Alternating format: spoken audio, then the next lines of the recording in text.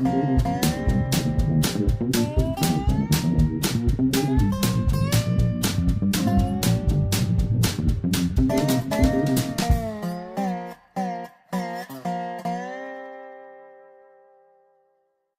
is Dave Monk at Prarie Monk, WEFT, Champaign 90.1 on your FM dial. And Dave on the board.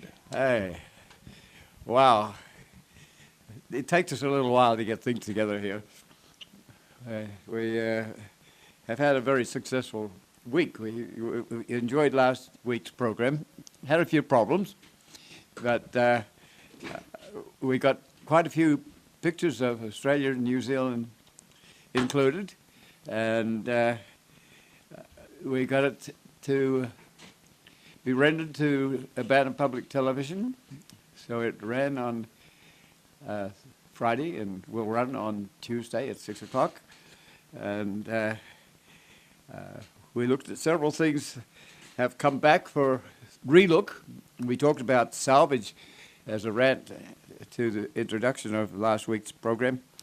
And this week, neither of the two dumpsters we were talking about have been emptied. We don't know quite why, whether there was a industrial emergency or something that prevented that, or whether it was too cold, or whether there was some industrial salvage in one dumpster which might prevent it from being picked up. You might know that quietly the salvage people can give you a message by not picking up your garbage. Another case, there was a fairly heavy tub chair there, and that might have sparked a problem too. So we're watching. At the moment, the dumpster behind the Lincoln building is a mountain of plastic bags full of you know what. And it's so disappointing that this basic garbage has not been sorted out, because at least 2/3 of it is recyclable materials. I've got a little sick of salvaging them, and on this occasion I just think I'll leave it be and make a statement of its own. Gradually we get the message across that salvage is important. It means that we might have to do more than just be local, pulling garbage out of the garbage can. We might have to be going to the city and saying, excuse us, but could we please have commercial salvage back? And even if it costs, we're in a situation where we're educating hundreds of students. A lot of the students that are serving coffee or other things are learning what to do with their garbage. Is it okay to just, or is it your right to throw stuff into the garbage that goes to Clinton, 35 mile away, with energy, tremendous energy, the trucks that take that garbage out? Do we have the right to do that, or is there a community feeling for salvage? We used to have a salvage center. It was heavily subsidized, and it was eventually closed out. But these places are also sociological places where people meet and have fun and share each other's interests and sometimes problems. And this is part of a community, as to how to eliminate your waste, or how to make things more sustainable. So we're watching that, and if you happen to be around WEFT, you might just cast your eye on these dumpsters to see what is happening and why. Another thing that WEFT has been doing is from time to time we have meetings, and we're meeting outside of WEFT. I can remember we had a problem with a tree in Urbana, and we had Mike Brunk on here, and then we had Mike Brunk at the city meeting, where he explained very well with the aid of photographs taken from a man lift that got up into the tree that was a target for removal. And those photographs and his conversation and his expertise changed the public opinion a lot. And it generated a historic tree brigade, which has a committee and is looking at all manner of trees in Urbana as a tree city. So for those of you who are listening and are supportive of WEFT, we need to report those things in sometimes, just to let you know that community radio does things at a level of the community. And although there are certain things that have to be done, like international things at a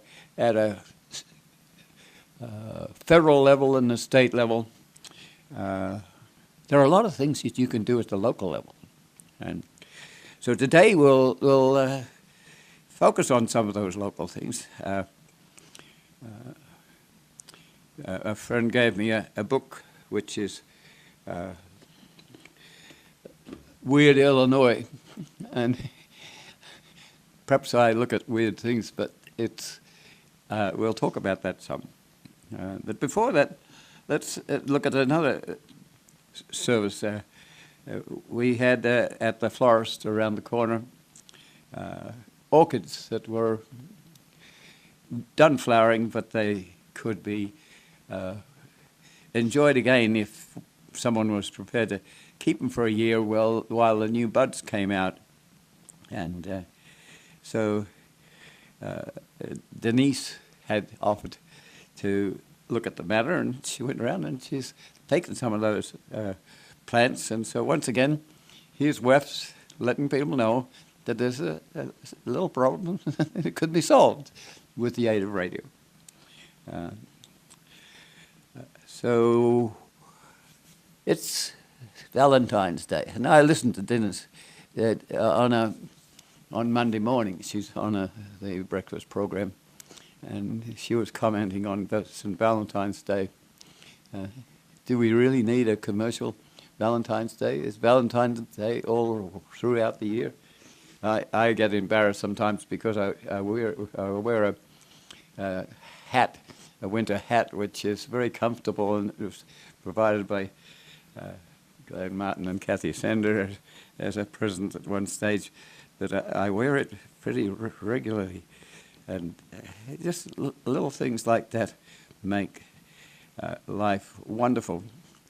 This Saturday night, Kim Campbell called me up. He belongs to a group of people that did a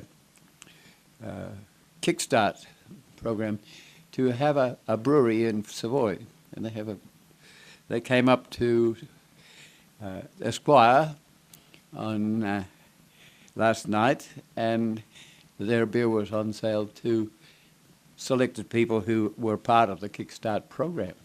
And I've forgotten the name of the organization, but it's located there on the north side of the mall and near to a karate center, and it's discoverable, and they had a very nice beer. I enjoyed it. Kim called me up and said, "Hey, I haven't seen you for a while. Want to come around to the Esquire with me?" And I said, "Sure." So we talked, and I talked to people, and I met new people that perhaps knew me peripherally, or we shared a lot of things in a short while. So I found that very friendly, and I always find Esquire and Mike and Molly's and Blind Pigs very friendly to be there, even if you don't arrive very often. I'm a little cautious of beer because I don't drink very much, and I have to try and keep our things afloat. I have to be alert, and a good strong beer with 6% alcohol is enough to send me to sleep for a while. So I'm cautious. That again is something that's a spin-off from WEFT and doing these sorts of programs. So let's continue with St. Valentine's Day. It's just kind of sad in a way.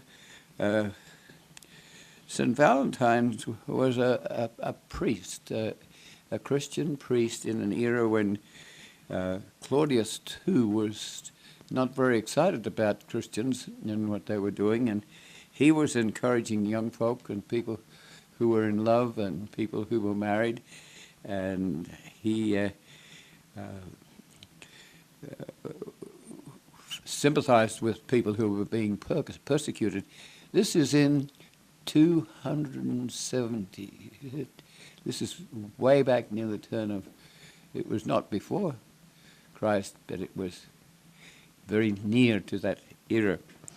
And he was apprehended and had to go before Claudius, and he tried to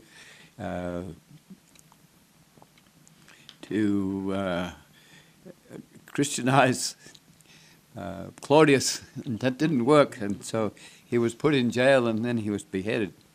So St. Valentine's Day is kind of an awkward day. He was always been a patron saint for love and youth and energy and marriage, and is a part of, especially the Catholic Church.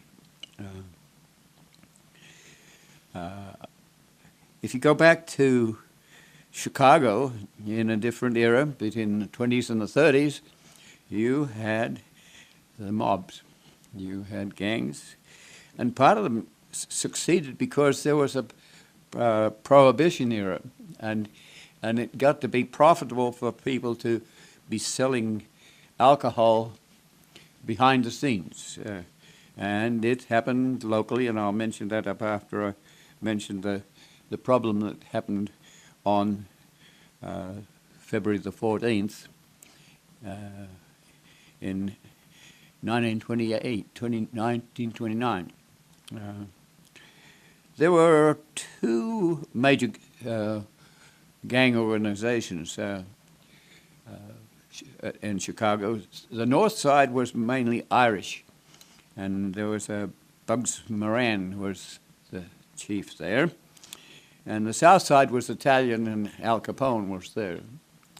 And somehow Bugs got involved in, so they put someone down that was a Al Capone group. And Al Capone at that time was in Florida, but he got the message, and this happened probably in the very early part of the new year.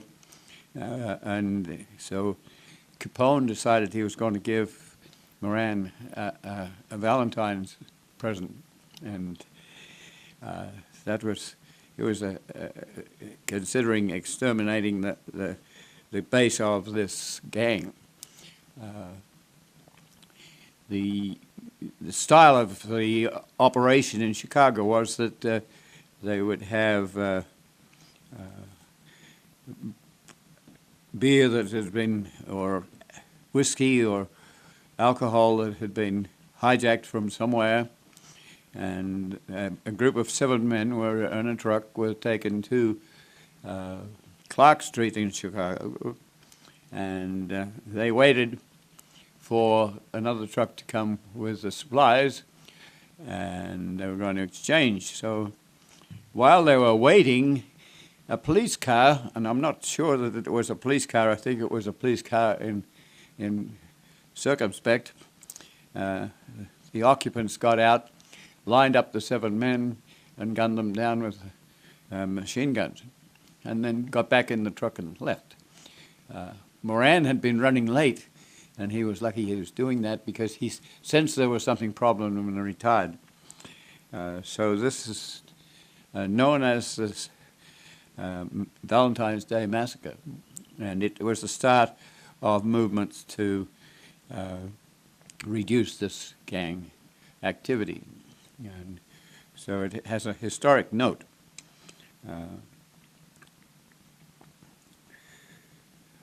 We had our own mafioso. This Market Street where WEFT is used to be the center of the East Central Illinois mafioso. And you have the elements of it still here. If you go up the road to where there is a comic book sale center. The stairwell that goes upstairs, at the top of the stairs there's a door with a little sliding window on it, so you could check out who was coming to use a speakeasy.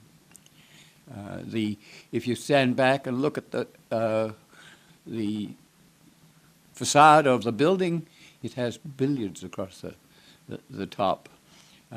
Often the activities that were going on really internally had a facade of coffee shops or billiard joints or what have you. And this was operating here in the 20s and 30s, just as it was in Chicago.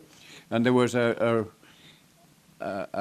relationship to Chicago. In fact, sometimes the key people would disappear for a while because they hadn't paid their dues to Chicago. It was an organization. If you go up the road to Kankakee and Larab and those places that are on the Iroquois River to the east, Al Capone had a mansion, and he would invite people there. But the convenience there was that you could bring contraband liquor up the Iroquois River. And there were associated interesting bodies that were independent and very interesting. So if you go to Kankakee, you can go to the church at Larab. And the church at Larab is very French, because the French didn't have it easy in Canada and they had to move out. And they came to Larab. And there's this Catholic church which has interesting painting and gold leaf and things like that you wouldn't expect. And there's just a very small town, but nearby there's a guy that used to have a retreat, or what did you call it, a ceremonial place where he had lots of lights in a row right on the Iroquois River, and he would baptize you in his own manner. And just a little way away there was a house that had a railroad line around it, and you could sit on the top of the house and see the railroad with one car, and you could have your own full-size railroad. This is not a toy railroad, this is full-size railroad. I don't think it exists anymore, but you find these things happening where there's some independence. Some of it has to do with being out in the boondocks. If you're away from Europe and like in Australia or other places, you have some basic rules set out by the empire and the king and the queen and the legislature, and the sun never setting on the empire sort of thing. But then when you're in the boondocks and you're taking down the rainforest, the rules are often your own rules, and if you have some penchant for a certain thing, then it might be a merge between what was traditional and what was your situation. I used to work for a beekeeper, and he would take me up to the headwaters of the Clarence River in the east coast of Australia, and there was a Yuckelbar. It was like a little castle in the middle of nowhere, and if you were a traveling person going past that city, you would never be able to get past it without you did a very British thing, which was to get dressed for supper and to have a very formal supper. And so there's this merge of the traditional with the somewhat independence of the people who would be like gangs or doing their own thing. Yeah. Now we look on some of those things as interesting, but perhaps a a little on the weird side. So I have a friend who gave me a book, Weird Illinois, and so I'll report a little on Weird Illinois. It has people who make stone fences or make images of animals and maybe have an organization like the Oddfellows or the Modern Woodsmen of America or the Indians, or all sort of named. Can you imagine moving into Indian territory and then naming your organization the Indians? A little bit like the debate that goes on with the Chief Illiniwek. Who does what to whom, and then who takes over the symbology. And it's often the persons that don't have a voice.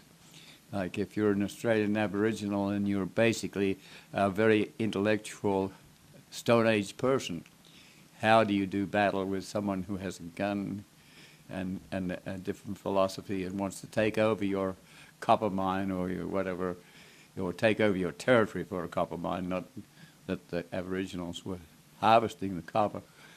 It's the same with the Native American situation. Here, although the Native Americans were not Stone Age people in that sense, in Australia there had been no other competition, so Stone Age people were the efficient peak organization, and you didn't need to do anything else.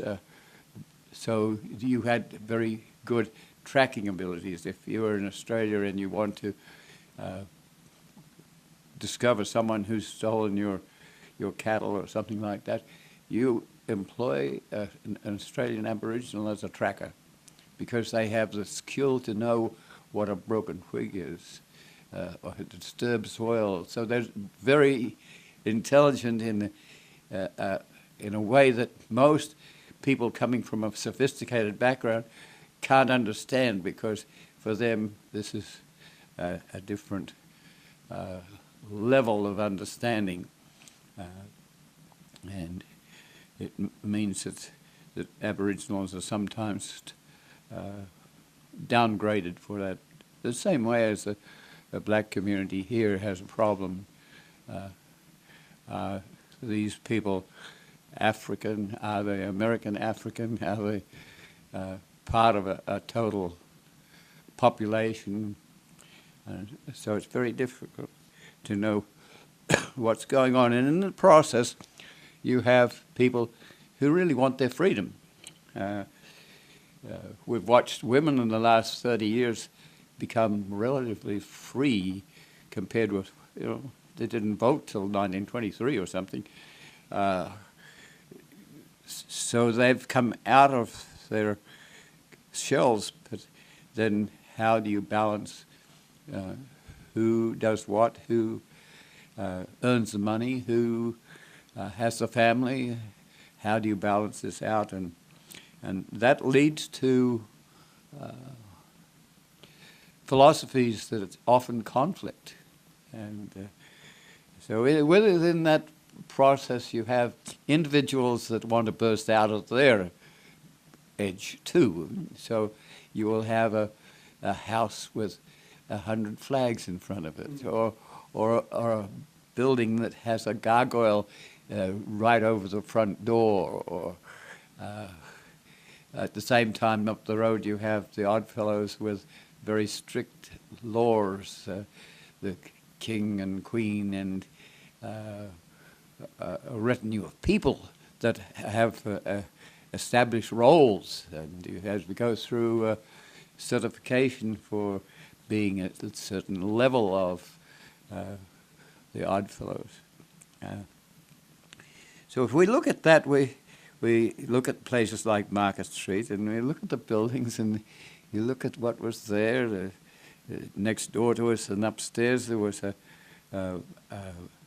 brothel, and how do you organize that? How do you recognize that? How does that get used? And do you have, like some cities have, a liberal attitude to prostitution, and other cities absolutely abhorred.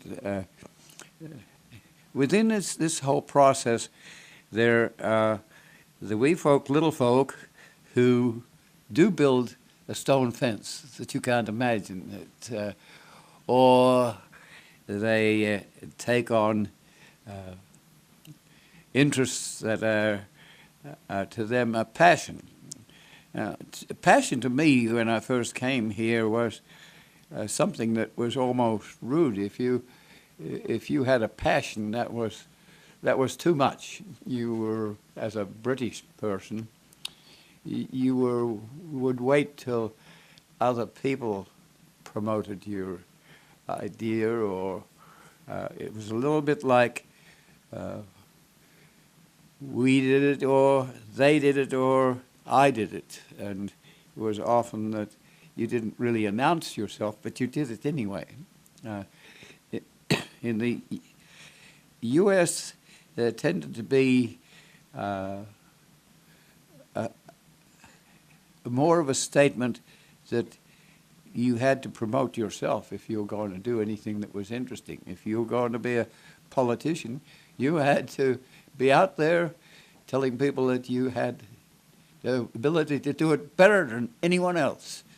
And if you had a fun house that was buried in a hillside, or if you had a underground railroad with a barn with a cross in it that you put a candle in so that slaves could find a place to hide. If you had people who grew prairie, people who almost have a passion. And so if you go to a place like the Art Institute, you almost expected to have a passion if you're going to get anywhere with your art.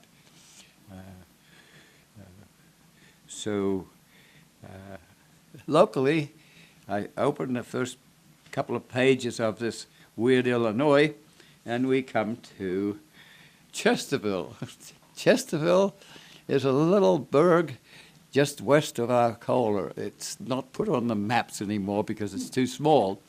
It's an Amish territory. And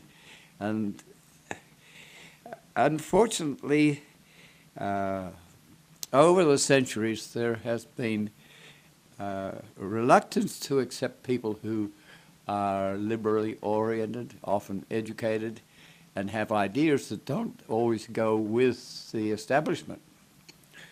So in Chesterville, there's the cemetery, and in the cemetery there's a tree, and there's a grave there of a woman who was outspoken and prepared to test the mettle of the establishment. And at one stage she became rather well known, and then she disappeared, and later her body was found in a farm field, and it was buried at the Chesterville Cemetery, and the tree is there, and the tree is expected to absorb the spirit of this woman, and if the tree ever dies, the woman may escape. So what you get a myth around this, and the myths may be many. You may have different people with different myths, but people go past that cemetery carefully. If you're a runner, for instance, and you run past there, you run, and perhaps your imagination or perhaps your reality finds the woman standing there on her grave, and she will affect your soul generations after she was there. And so she was known as a witch. And people who were educated and prepared to check the mettle of the establishment were often drowned or treated as witches. And sometimes their associated husbands and menfolk were also treated as witches because they were supporting the witch. So we have massive drownings and exterminations of people who were liberally minded.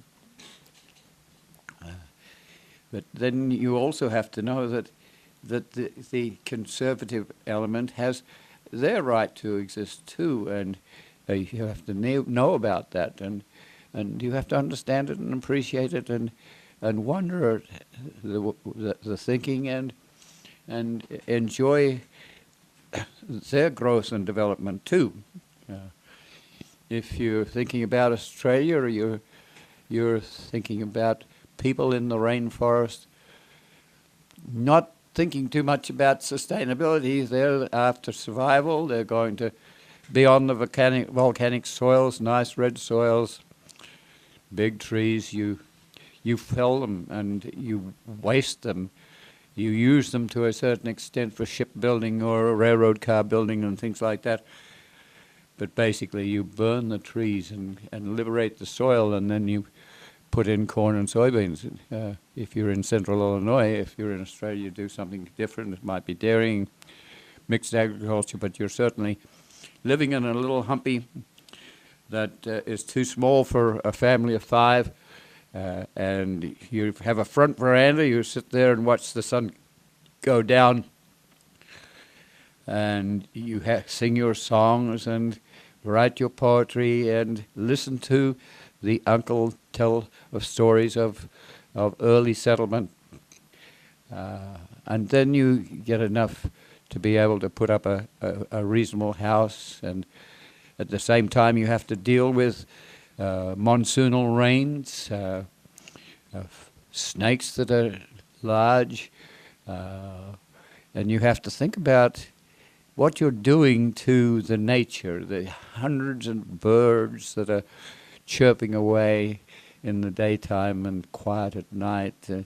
You have to think about the moon and the mountain and the tracks and the poisoned plants.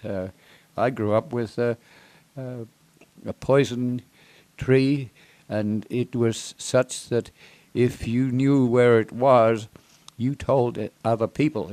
If you had a horse team going through a series of horses behind each other, then the first horse that encountered a poison tree would say, "Poison tree," and then that would go to the next horse and the next horse and the next horse, so that people could avoid that plant.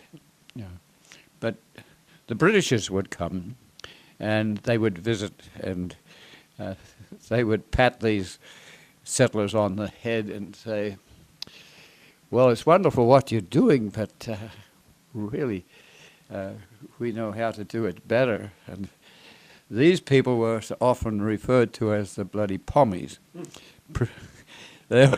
Pommy means a prisoner of Merry England, so the person with the rainforest was more likely to be from a background of a prisoner of Merry England. But the term often was referred to people who came with a sophistication, with a top hat and tails, and how does the family relate to that? The children are all running around in bare feet with fairly loose clothing and very prepared to survive. The men are cutting down trees with axes that are very sharp, that sometimes injure themselves, and they're so far away from humanity that the local person becomes the local doctor or the veterinarian or the person that can do the helping. So the children become rather serious children in actual fact. They can play and enjoy, but they can also define what is serious and what is not so serious. And if the situation gets to be serious, then the whole family is there to see that something will transpire. And we still have that sort of thing here. We have families that have sick children who may even be adult children, and we don't know enough in medicine to be able to cover those children. And how do you work with that? How do you go in and discover what you can do and how do you relate to hospital establishment that sometimes can be fairly formal. So as you go around, we want to have you go to places like Clark Street in Chicago, which has a little plaque on a wall where men were lined up and shot. Or you go to Chesterville and find the local myth and enjoy it. And so this book is by a guy named Troy Taylor, and it has a counterpart in Australia where I have been reading a book which is A House of Trees. This is a woman who grew up with the rainforest situation that I grew up with. I grew up a little south, so I miss some of the species that she has, and the experiences that she has, but very similar. So it's nice that she has the background to be able to write this, and she wrote it in the 30s. So she's probably long since dead, but that archive in the form of a book gives people of a different generation a chance to look back at the history. So we encourage you to not only read that sort of book, but to generate it yourself, to be interested, to be wide-eyed and bushy-tailed and get something that's what you want to do. Is it music? Is it art?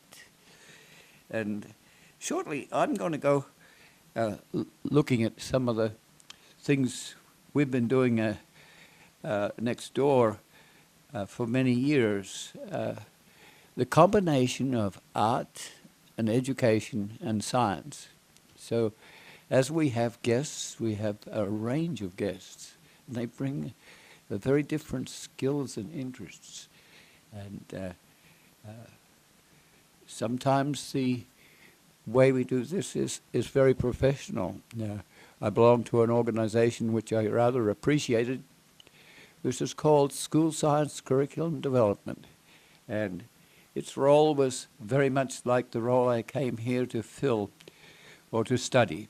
It was to develop small units of special interest that could be inserted into national programs. There's a penchant to have curricula that are comparable throughout the country. Not always fair, because the world is different in the South than it is in the North or in the East and in the West. So a national curriculum may be able to sort out people so you can compare them on a bell-shaped curve, but it's not always very fair. But as long as you have that sort of system where you have a national physics, a national chemistry, a national biology, a national I haven't seen it quite so much in art, but you get it in agriculture. You get a Farmer's Almanac, and you get people doing fairly similar things. So to develop those sorts of interests, you can sometimes convince the funding agency at the federal level, at the private level, like the MacArthur Foundation. You can present your case for looking at the inclusion of small projects. One that I was particularly involved with was running water and river development. You developed a tray, a sand tray, and you had a coffee can, which was fairly inexpensive. Put a hole in the bottom, you put water in the coffee can, and you had various levels of water. You could have a coffee can with a bigger hole, and you had a bigger flood. And you watched the river form. You watched the sigmoid curve. You watched it not only horizontally but up and down, so you had waterfalls, and you could put a little school on the bend where the node was going to move, and very shortly the school fell into the river. You then went back to the node and you put the school near the node, and the school stayed where it was. You could change the nature of the sand. You could have a mud, you could have a sand or a gravel. So how could you do that and give that apparatus to a teacher so that the teacher becomes the expert, not someone that is brought in from the outside to talk about rivers. It's rather that the teacher who knows those children, who knows their strengths and their weaknesses, and tries to bring that group of children together in an issue that might have some issue beyond just the individual. Rather, the children might walk out of that classroom with a penchant to do something for the community, which would perhaps locally be the boneyard. How do you stop flooding in the boneyard? How, at one stage, we could have people in Campus Town floating down Green Street on a canoe. So all the basements nearby were not useful. So then you have the big dig, and so you'd have to take that child from the element of one small unit that would go into a national project or a curriculum without disturbing that curriculum, but giving it quality and taking it on to a new dimension. And at least a few of those wide-eyed and bushy-tailed children will emerge and start to be interested. And they start to be interested in little things. They don't have to be big things. They might be just taking down the honeysuckle on a territory, like at the moment we have someone with a PhD who's looking at invasive species in the Muhammad area, and they're calling for people to help take down the 4 acres of invasive species. And will that change the local mosquito balance and things like that? So these children have minds that sometimes are growing and expanding, and we can learn from them in our own way. And as we get older, we have a certain type of wisdom, but you need to combine that wisdom with the activity of younger minds that often go off on tangents that might not be what you would expect, but sometimes they really work. And so you need those teachers that are able to do that. Sometimes teaching to a curriculum so that you have test and measurement, which is fairly constricting. It doesn't evaluate all the aspects of a child. It doesn't evaluate whether they like sugar, or they like football, or they like to sew, or what. You often sports coaches are credited with being the mentors of footballers whose lives are changed by the fact that the gymnasia of sport has given them an entree to someone who has changed their lives, and they in turn change other lives. So as we go around, I ask you to look at the skyline. Look at I came up the other day from County Fair or somewhere, and there was a full moon. Wow! It was beautiful. We need to take time to think and dream of the places we enjoy. It might be just a little stick. It might be a curly piece of a grapevine. The vine, does it turn right or does it turn left? Is it in the northern hemisphere or the southern hemisphere? Does the water go down your toilet? Which way? And so part of teaching is to inspire people to dream and do, and that always can't always be checked out with test and measurement.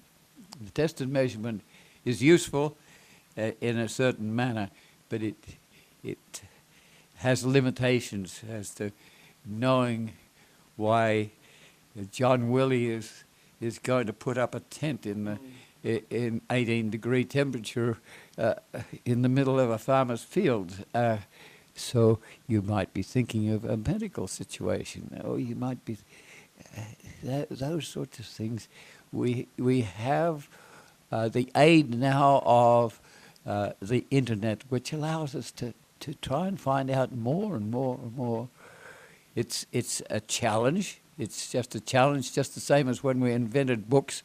It was a challenge. When we invented telephones, it was a challenge. When we invented radio, it was a challenge. When we invented the internet, it is also a challenge. So there are some schools that want to put a leg rope on, a leg rope being what you do to, if you want a cow not to put its hoof in your milk pail, then you put a leg rope on. And so it's a sort of confining situation. And you have those metaphorical leg ropes that you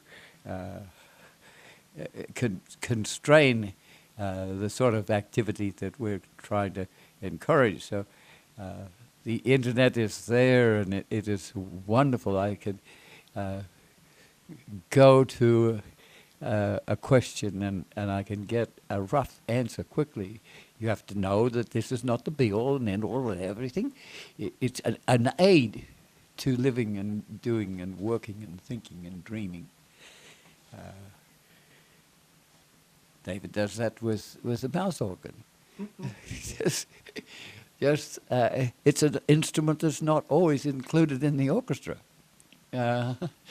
It's rough and tough. Look at the ukulele. It's had its moments as being a silly instrument, but then you find ukulele orchestras. You find Mr. Sax with a saxophone. They put a reed in, but also it was able to project to a military band.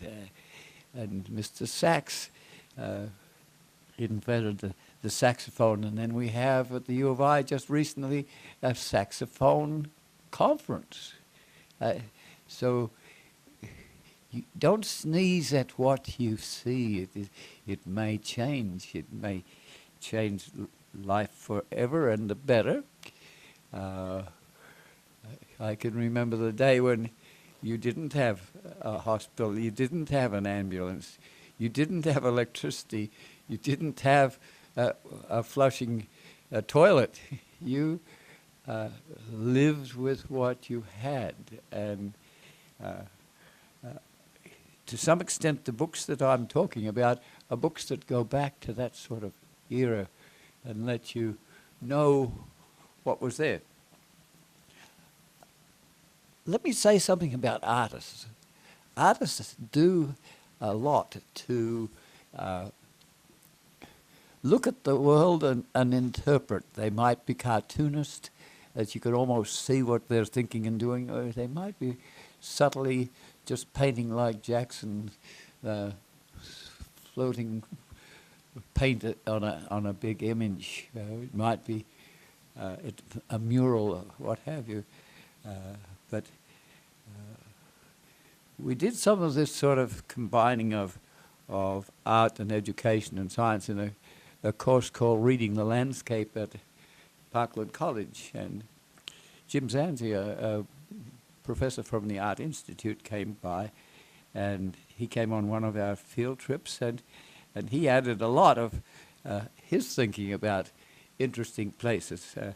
Jim and his wife Anne had a little homestead chopped out of a farm, probably 5 acres ground, and mightn't even be that. But Jim would travel from the Art Institute down to Hinesboro, and on the way he would see all sorts of things. And some people would think that Jim was fairly a lonely soul looking at things, but I don't think Jim was ever lonely. He was very respectful. He was a photographer, a sculptor. He would never take a photograph of a farmhouse without asking the people first.